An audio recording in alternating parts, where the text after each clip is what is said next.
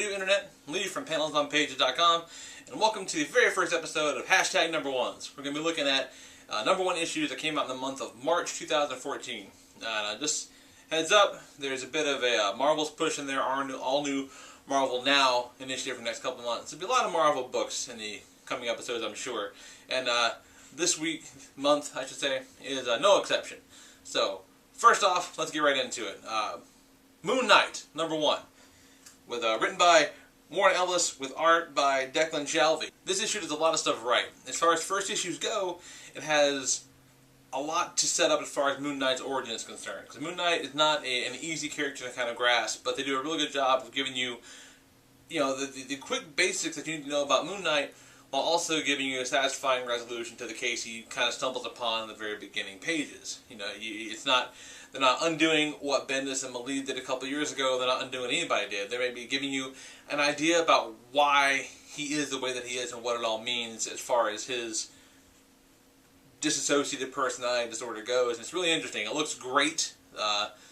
Lots of dialogue on the pages, but Shalvey's able to write, to draw out the pages to make room for everything.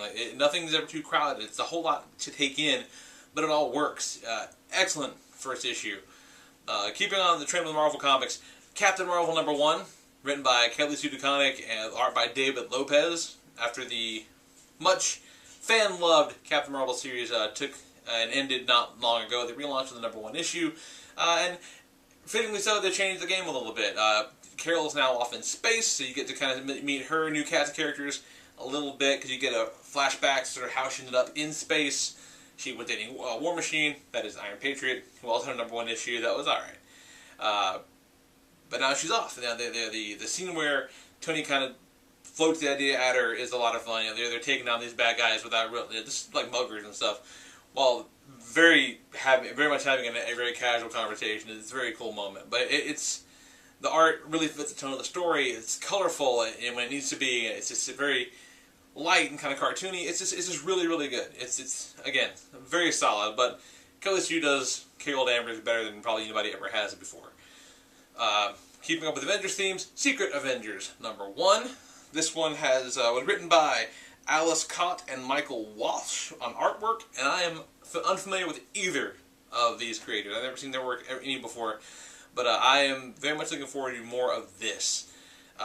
You got yourself Nick Fury, the new Nick Fury, the new, kind of movie-style Nick Fury, and Marvel's Chloe Sullivan, that's Phil Coulson, taking orders from Maria Hill to go up in space to take care of the satellite thing. They want help from, they want to put Black Widow and Spider-Woman on an Avengers team, on Hawkeye nowhere near, but guess what, Hawkeye shows up and he's on it any damn way. He ends up in this book. So, you got the space stuff happening, you got this really cool sort of day-in-the-life stuff happening with Black Widow and Spider-Woman, and Hawkeye ends up in the scene because he's being chased by guys and want to beat him up and kill him, as is his life right now if you're kind of reading the solo book. They do the gag where, the Hawkeye mask covers the junk. They do the same gag with Spider-Woman when they're fighting around. It's just a lot of fun. Dialogue is great. It looks great. The same kind of muted color palette that you're seeing in like the Hawkeye solo book, so it's not overproduced. It's just really, really great stuff. And MODOK now apparently works for S.H.I.E.L.D.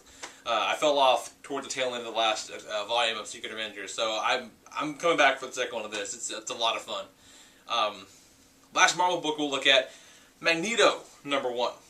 That's written by Cullen Bunn with art by Gabriel Hernandez Walta. And now, the best way to sum this up is like, you remember how the best part about X-Men First Class was Magneto hunting Nazis? Well, this is kind of like that. The idea is that Magneto has left Cyclops and his X-Men and has kind of gone rogue, gone off the reservation a little bit, hunting down perpetrators of mutant hate crimes. And he knows that S.H.I.E.L.D's onto him.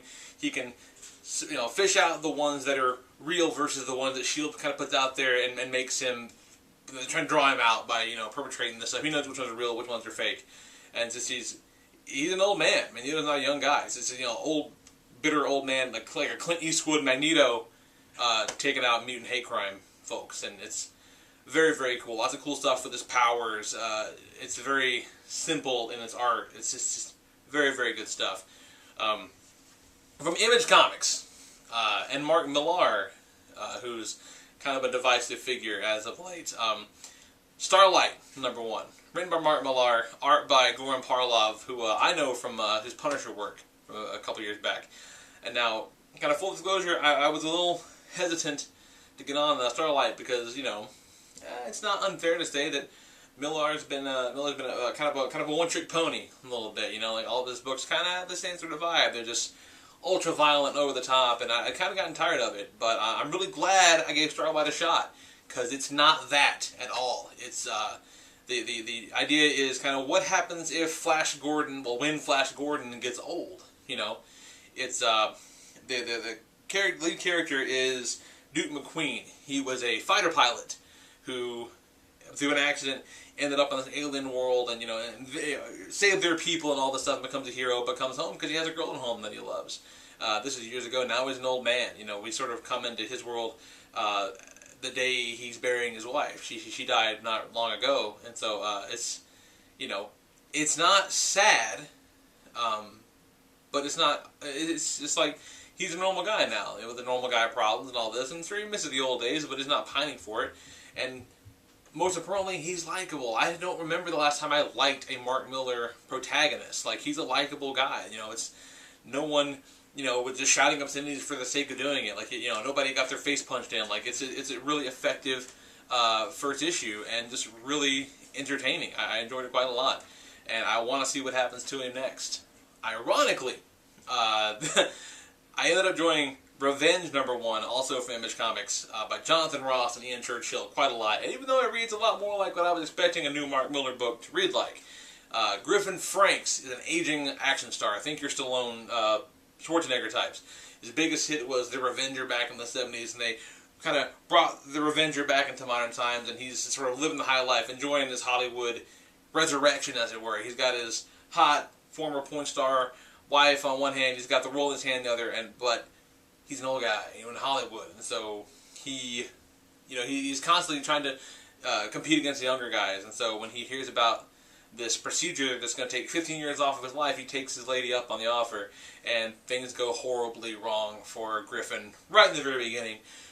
You know, the book basically launches with this two-page spread that kind of sets up the tone for what you're going to see in the entire book. It's metal as hell and insanely over the top, ridiculous through and through, but in a way that's really fun and self-aware. And you know, Griffin ends up basically becoming the Revenger at the end of the first issue because of this horrible plot enacted upon him. I won't spoil you exactly what happened, but you know, the plot is pretty good and it makes sense. And you know why these people hate him so much makes a lot of sense. It's going to be fun to see what happens to Mr. Franks as the story continues. So yeah, that's just a small sampling of the #1 issues from March 2014. Check these out. We'll be back next month to look at the other stuff. We may hit some of the ones from the last end of this month too. Like, I think Silver Surfer just came out this week and I haven't had a chance to read that one yet. So that may include that next time as well. But go to PanelsOnPages.com.